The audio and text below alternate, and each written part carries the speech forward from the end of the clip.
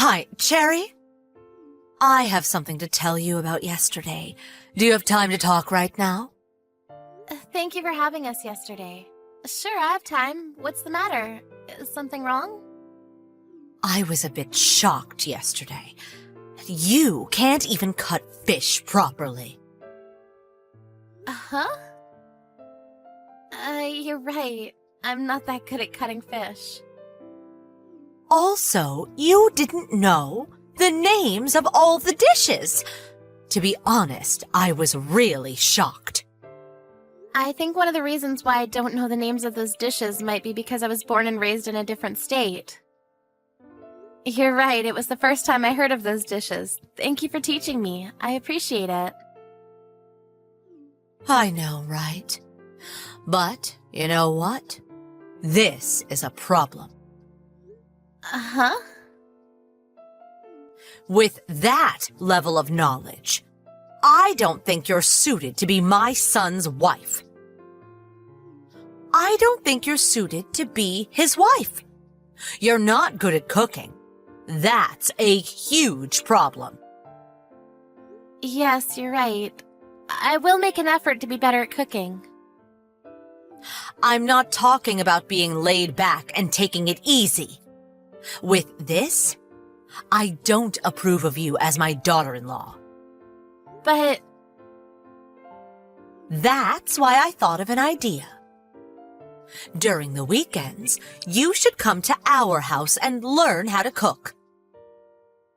what? During the weekends? That's right. You should come every week without fail, because I will teach you how to cook. If you attend a cooking class, it will cost a lot of money. You should be thankful to me, because I'm offering to teach you. Thank you, but to be honest, I don't think it's possible to go every single week. What are you saying? I'm making time for you, and you're declining my offer? But realistically speaking, since my husband and I are both working, and we come home late in the evenings on weekdays, I have to clean the house and do other housework on the weekends. That's why I can't make time for that every single week. That's not the problem. What you can contribute is just to make time for the cooking lesson, right? I mean, there are times when my husband cooks for dinner, so since that's the case, I think it would be better to have my husband take the lesson with me. Huh? You're making Jim cook? Yes, he cooks sometimes, because there's days when I'm busier at work than him. So Jim cooks dinner for us during those busy days. Even though it's not right to ask Jim to make time for the cooking class during the weekends, right? He's exhausted from his work during the weekends. I'm in the same situation as Jim, too. If you really want to teach me how to cook no matter what, I will schedule my time so I can go on days when Jim can go, too. How selfish.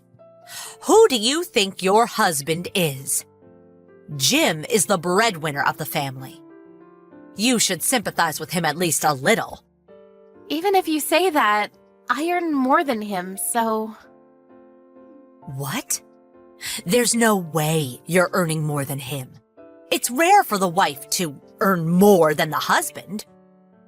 It might just be because the company I work for pays well, but I earn more than Jim, and I might not have told you yet about this, but I'm the one who's been sending you the allowance needed for your daily expenses.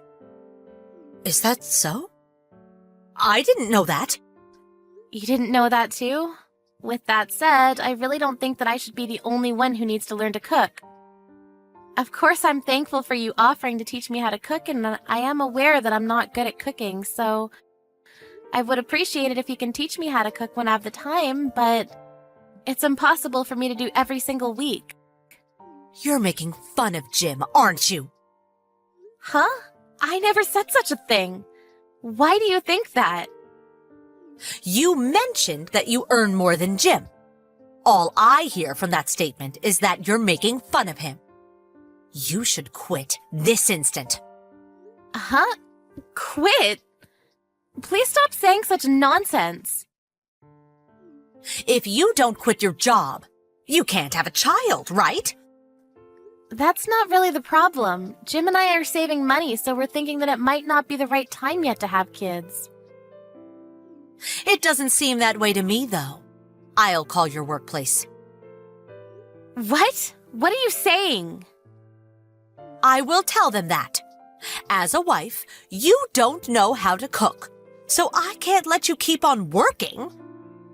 Hey, please wait for a second. You don't know the telephone number of the company I work for, right? I know the number, because I received it as an emergency number. I'll go call them right away. Even if you do that, there's no point in doing it. It will only be a nuisance to the company, so could you please stop? I won't stop. It's a punishment for being stubborn with your mother-in-law. You should suffer. You should reflect a little. I don't understand what you're saying, but didn't I just say that I can't go every single week? Shut up. You're making fun of Jim and me. I won't forgive you for that. I will make you pay for this. If you do that, you're going to be the one who'll be in trouble, you know. I already called them. I also told them about all the bad things you said about us. Because of that, you will have a hard time at the office, right? You should hurry and quit your job.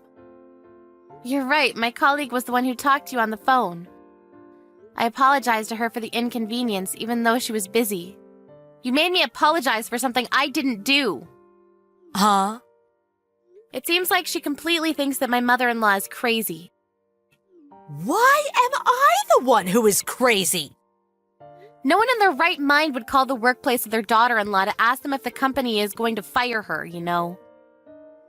I'll be finishing work now because I can't concentrate on my work if you keep on doing this to me.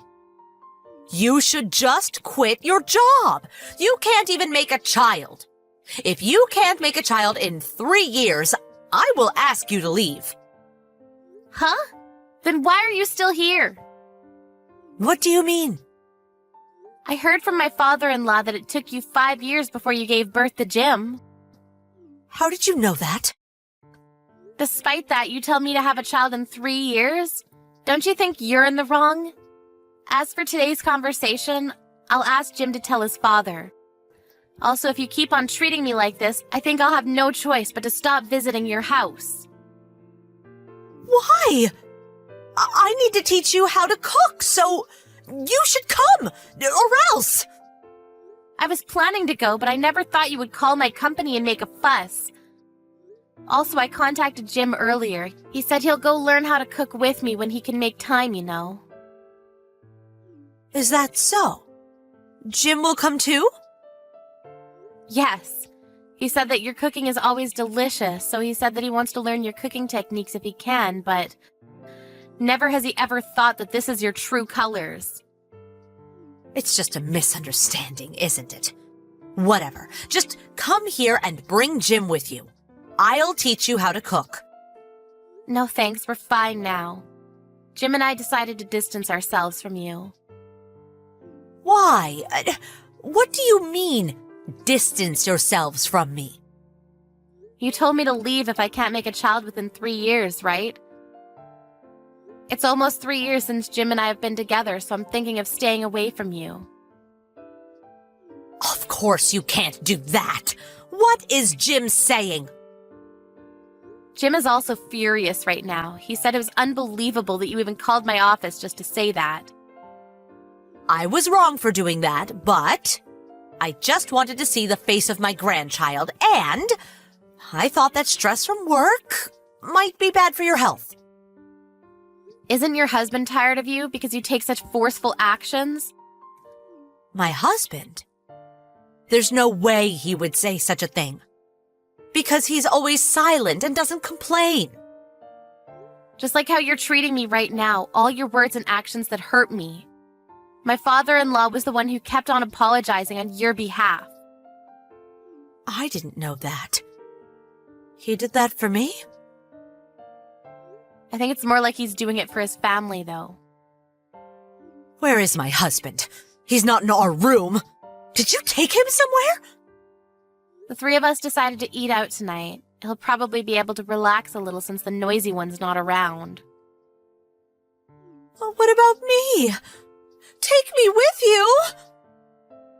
How about you just stay at home and cook those dishes that you've been bragging so much about? After that, Victoria tried calling Sherry and Jim, and of course her husband, but no one answered her calls. So she ended up eating supper all by herself. When her husband arrived home later in the evening, he pretended to not see Victoria and ignored her. So Victoria finally apologized. She was told that he won't listen to her if she doesn't apologize to Cherry, so even though Victoria doesn't want to apologize, she decided to go and apologize to Cherry. Apparently, she's thinking of cooking her signature dish that she's very proud of to bring with her to Cherry and Jim's house to apologize to them.